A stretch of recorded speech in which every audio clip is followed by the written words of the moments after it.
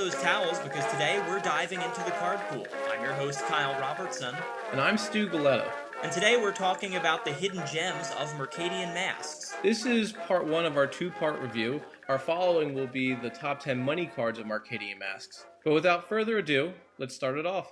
So here we have, starting my list at number 10, Charisma. A 3-drop triple blue aura that says whenever enchanted creature deals damage to a creature, you control that creature as long as Charisma is in play. It just comes off as a fun thing that you can possibly steal creatures from an opponent. This wouldn't be a card that would suit everything because, not every card you want in your deck will be pinging different creatures to do damage, but it just seems like there's a lot of value and hidden potential behind this card. One of the places this card can get really fun is in a commander deck with Tibor and Lumia, one of those long forgotten Is-It legends that's really not all that great except for in combination with this one card, because whenever you play a red spell, it can do 1 damage to each creature on the battlefield. So if you enchant Tibor and Lumia with Charisma and then play a red spell, you basically take control of everything. Now, Charisma was actually number 2 on my list of my top cards for Mercadian Masques, and basically for this reason, it's a really combo-rific card, and I love it. Going to my number 10 card, another blue card actually, it's called Overtaker.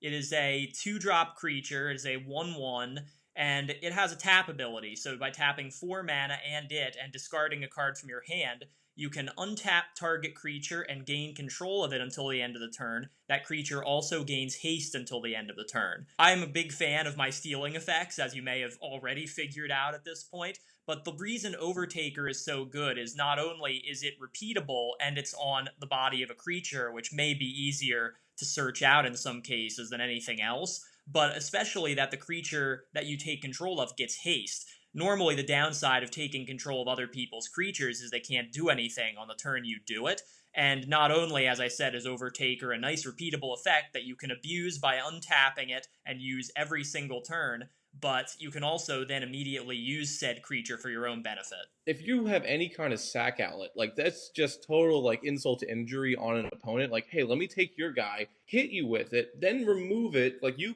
hard casted this thing, I'm going to take it from you, and then get whatever benefit. So at my number 9 is a land that really caught my eye.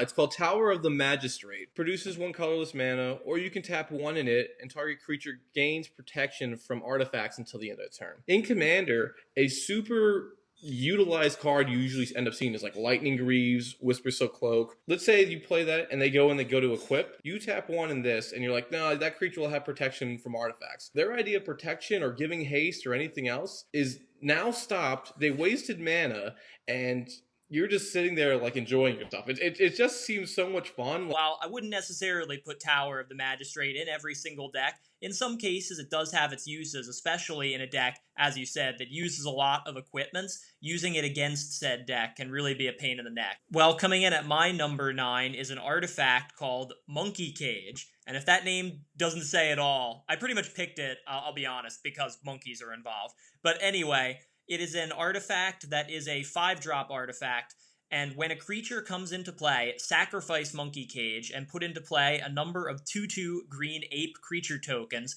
equal to said creature's converted mana cost. There are a couple things to note about this card. For one thing, it's whenever any creature comes into play, so the next creature that gets played after Monkey Cage gets played, whether it's an opponent's or your own, you're going to sacrifice the cage and make the tokens. Now, it's also worth noting that it is an artifact, and therefore pretty easy to bring back into play, and while the number of tokens you get may not be certain unless you're deliberately playing around with it and sacrificing your own creatures to it, you can generate a pretty fair number of tokens, possibly repeatedly with this card. I can't say I've ever seen this card, and I think I missed it going through this set even. Yeah, that recursion, there's a lot of value in that. I mean, the commander tax, you think about it, goes up 2 each time. If your commander or a commander has died twice, oh man, that's value. I like that a lot. It's not limited to an opponent, and that's what makes it really useful, because it's not just going to sit there and be dead. Sitting at my number 8, we have Fountain Watch. This is a 5-drop, double white. Artifacts and enchantments you control can't be the target of spells or abilities. And this guy is a 2/4. Protection for anything that you have is huge. It isn't indestructible, But it's like Padim that we've seen from the newer sets, who gives all your artifacts Shroud. This is inherently doing the same thing, but it's also hitting enchantments. And usually, if you're running white, which this one is, the two go hand in hand. I think it is worth noting that cards kind of like this already do exist. There's Greater Aromancy, which covers enchantments and gives them Shroud. There's also a number of creatures like Padim, Leonin Abunas, and Indomitable Archangel that also give all your artifacts hexproof/shroud under certain conditions. But this one is notable in that it covers artifacts and enchantments at the same time. So I'm not actually sure if I would choose this or one of the other ones if I was playing that kind of deck. I'd have to seriously give it some thought. This is a good find. Well, at my number 8, I've actually picked out my land for the set, which is High Market. High Market actually used to be one of the money cards of Mercadian Masques, but it's been reprinted so many times in a lot of supplementary products that its price has been slowly but surely driven down over the years since its original printing. And what a land this is. I mean, it comes into play untapped. You can tap it to give you 1 colorless mana, so there's really no downside there other than it being colorless. You can also tap it, doesn't require any other activation cost. Just tap it, sacrifice a creature, you gain 1 life. Now, obviously, there are much more powerful things you can do by sacking 1 creature in the game of Magic than just gaining 1 life, but the real prize here is the fact that it's on a land that doesn't go toward the non-land cards in your deck, that kind of sits around all game that you can use whenever, does gain you life, which I suppose could be good, even if it is just 1, but it also can be used the turn it comes into play.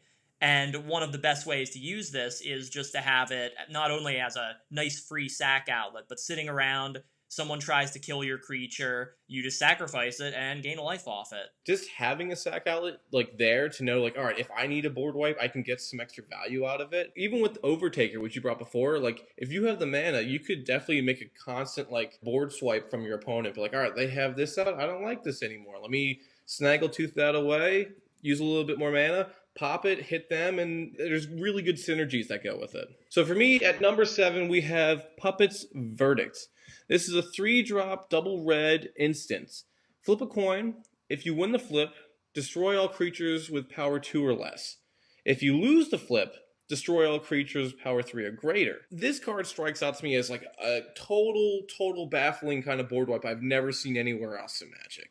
To get an instant speed board wipe out, you either need to have some sort of combo established for it to work, or it costs a lot of mana. Like if you look at Route, for example, that's a 7 mana instant speed board wipe. But for 3 mana, it's huge. Granted, it can only maybe destroy half the field. Like let's say if we have creatures out who variety and power from like 1 to 10, like yeah, you can either hit the low end or high end. Now granted, it is literally a coin toss, but you can try to call it right, you can try to call it wrong. Like it's just so strong. Well, I definitely kind of like this card a little bit. I am sort of on the fence given the random chance aspect of it, but pretty much as you said, the fact that it can be an instant, the fact that, which I like, that you can basically, either way, you're going to be guaranteed to destroy something, especially with a bunch of players probably playing together in a multiplayer commander setting. You're definitely going to set at least somebody back. You just got to be careful and make sure that it's not necessarily yourself. Well, kind of on the theme of board wipes here, my number 7 card is Forced March, which is a black board wipe. As I said, it costs 3 black mana as well as X. This is an X spell. It is a sorcery as well. You destroy all creatures with converted mana cost X or less. It may not perhaps be as good as some of the generic board wipes that we've come to expect. Damnation, Decree of Pain, those kind of things that just blanket destroy all creatures. However, in black, board wipes are generally like that, harder to come by than in white, for example, although they do still exist.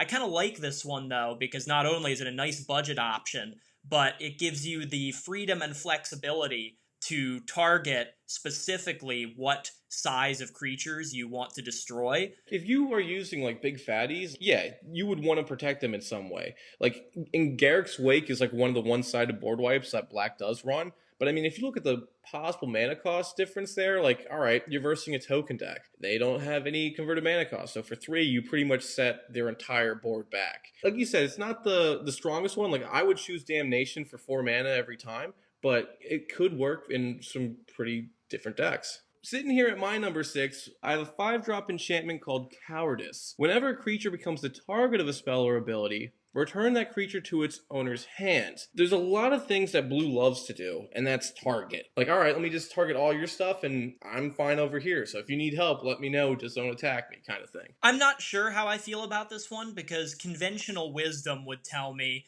if everything you target gets bounced back to their owner's hands, why would you play a bunch of subpar cards that target instead of just things that target that do exactly that and skip the middleman? However, this is a nice budget option for some people, but using things that could just generally tap down a creature, like the thing that comes immediately to mind is Giga Drowse. It can become a board wipe rather than just a tap down all your opponent's creatures kind of thing. And also, if your opponent is using things like Heroic, for example, or a Voltron creature, something that they want to target repeatedly, this can make life hell for them. So I do kind of like that respect of it. Equipment's target, and aura's target, and sometimes combo pieces they target. So making it so like you're playing a little bit against the meta here, it has a good workaround to really abuse certain cards that you wouldn't really think of. Well, my number 6, going with a card perhaps that sort of promotes the sort of chaos theme we've been talking a bit about here, is the mother of all chaos cards, Thieves Auction. Now, this is a red sorcery that costs 7 to play, 4 and 3 red mana, so hefty color commitment there. But this thing is just crazy. You set aside all cards in play. Then, starting with you, each player chooses one of the cards that gets set aside and puts it into play tapped under their control. You then repeat the process until all the cards have been chosen in this way. So, note that this says all cards in play. That means creatures, artifacts, enchantments, even lands, everything.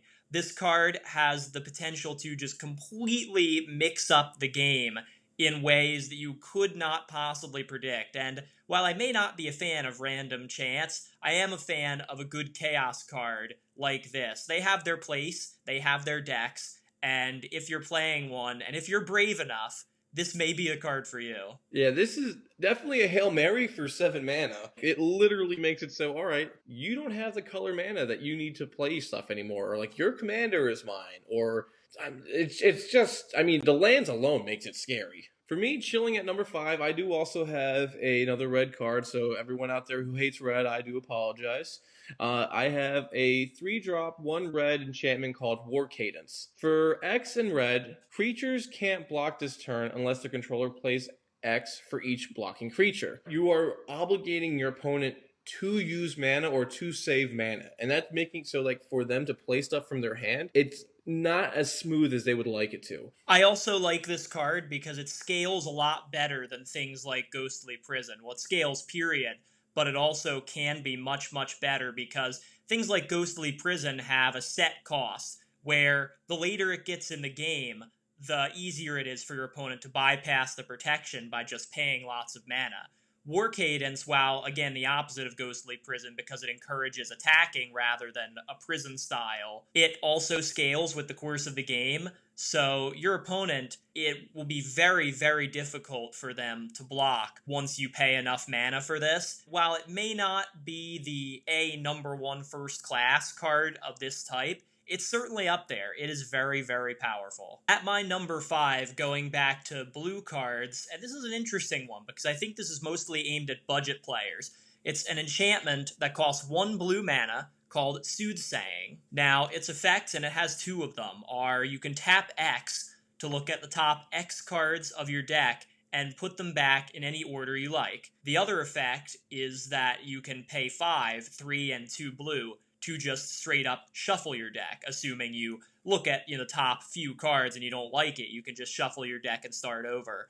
The obvious comparisons to this card are Sensei's Divining Top and Scroll Rack, both of which are pretty much obviously better than this card because they don't require as much mana commitment to play and their artifacts, but they're also extremely pricey to actually buy copies of. Soothsaying is a card that, while mostly serving the same function, really does shine in the budget category. And hey, if you want redundancy, this kind of card rocks in decks like Intet the Dreamer and Maelstrom Wanderer, where you really want to reorder the top cards of your deck for Cascade or just stealing them off the top. It really is kind of like the hybrid between Scroll Wreck and Divining Top. This one has the ability to scale with the game. Maybe more mid to late game this card could work, but I mean, having the value to know what to plan for in, like, that's why scrying is so important in this game. It's just to know what you can do to plan for anything.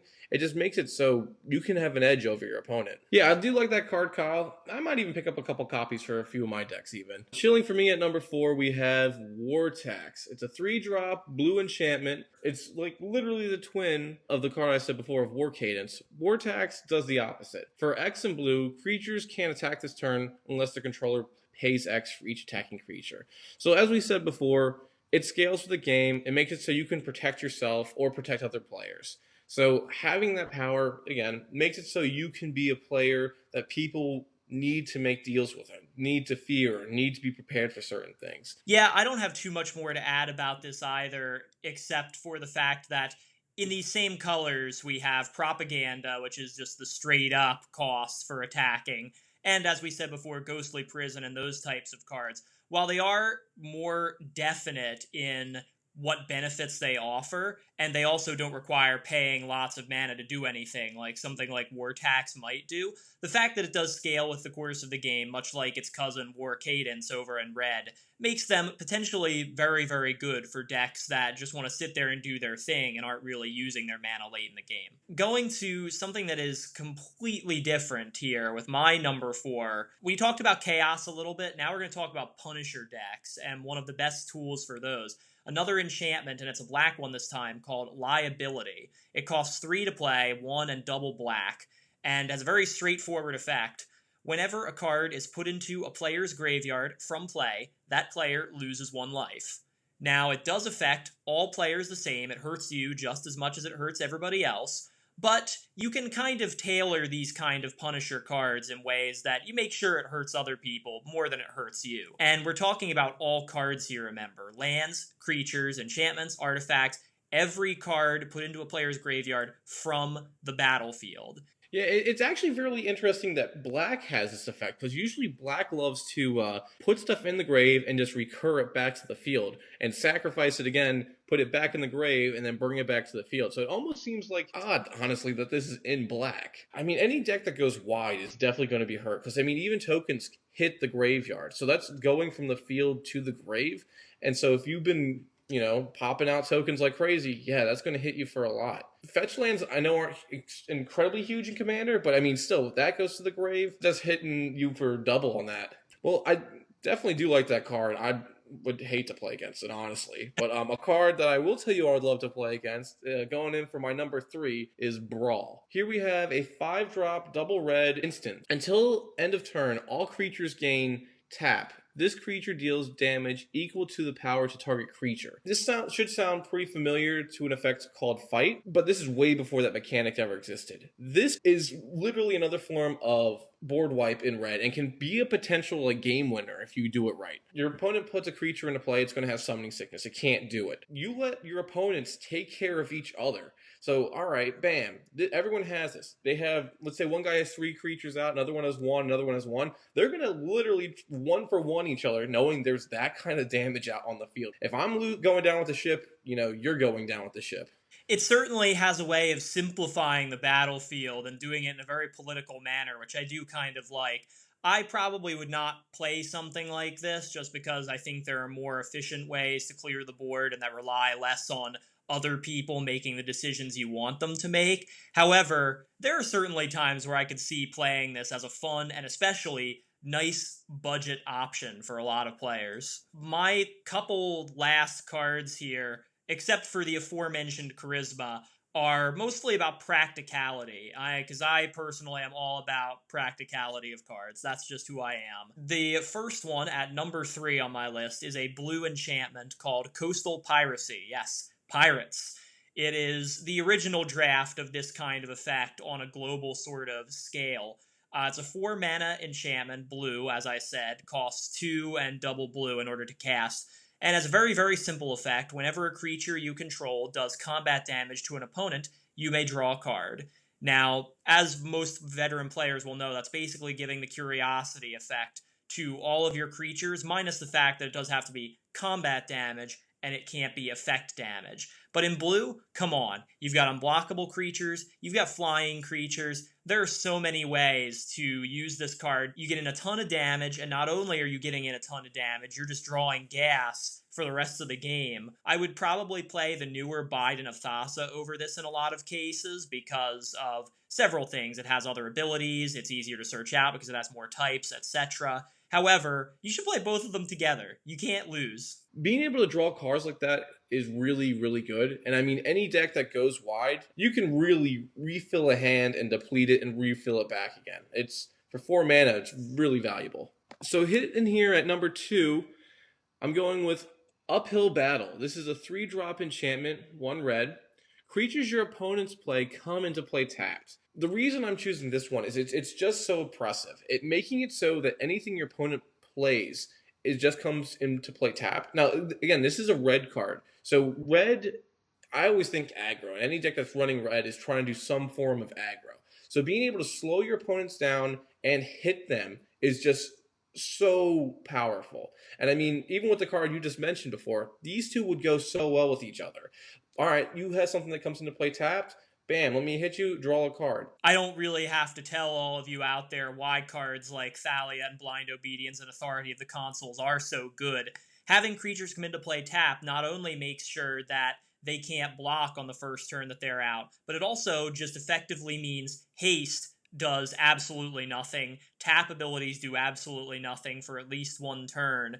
These kind of cards are just good, and especially in a color that doesn't usually have access to them, and that, like red, really punishes people for not being able to block, it's a great option. Yeah, I totally missed this card on my trip through Mercadian Masques, and I honestly might put this on my list. I'm not really sure where it might fall, but definitely toward the top.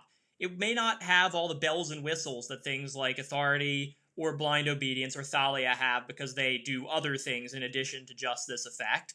But still, I do really, really like this effect and think that it is a very useful one to have. The only other red card I can think of that does this is the Praetor from New Phyrexia, or Urabrask the Hidden, actually does this very same effect. But still, very good to have in red, a color that really, really punishes your opponents for not being able to block your stuff. I'm actually going to kind of go along with that theme for my next card, and skipping right over my number 2, which was the aforementioned Charisma, which we've talked about already. I'm going to go right to my number 1, and my number 1 has kind of a similar theme. I think that cards that basically say your opponent can't block any of your stuff are just super, super good, and this is one of them. At number 1 on my list, we have Intimidation. It is yet another enchantment, a black one this time. It costs 5, 2 and 3 black mana. It's also an uncommon, so again, a great budget option for people who are looking for this. Creatures you control can't be blocked except by artifact creatures and black creatures. Now, seasoned players will know this as the Fear effect that has since been more or less phased out of Magic, and it's sort of like the Intimidate effect that we've seen. If your opponent isn't playing a whole lot of artifact creatures and they're not playing black, this basically reads for 5 mana, all your creatures are unblockable for as long as this thing is out. Like I said, my top couple cards are mostly all about usefulness and pragmatism and utility, and to me, nothing says useful like something like this. All your creatures get this. So, I mean, the risk and reward is pretty nice. And I mean, there's not many monocolor decks out there in Commander. Like, people like to splash the colors because, you know, it gives you a better variety. It gives you more protection. This is one of those things that takes advantage of that. And there's tons of creatures where it's like, if they're not blocked, some sort of effect goes off. Master of Cruelties is one that comes up to me in the greatest example. Like, if he hits, he's hitting real hard, and there's tons of other cards like that are black or any combination of black that would like, all right, if you aren't blocking me, you're really going to regret it. All right, so I'm really excited. I want to know, Stu, what is your number 1? So here at my number 1 spot, I actually have a common, and the value on this thing is incredible. It's called Diplomatic Immunity. It costs 2, just 1 blue. It's an aura. Enchanted creature can't be targeted to spells or abilities, so it's Shroud, and this card itself can't be targeted. Whatever you play this on, it's not getting targeted no matter what is happening. And the fact that this thing itself can't be targeted, it has protection on protection. It has its plan B, and it's already instated. So if you can give whatever creature equipped with this indestructible, it's sitting around through board wipes or not going to be able to path to exile this thing or sword to plowshares. It's going to sit there and sit there for a long time. So a commander player who has this on their general, yeah, they're going to be really happy. I'm kind of surprised that this made your number one slot, honestly. It kind of seems underwhelming to me, not in terms of card quality, but as a number one choice. But I could certainly see the advantages of it because, again, like you said, this is about as good as protection gets, almost.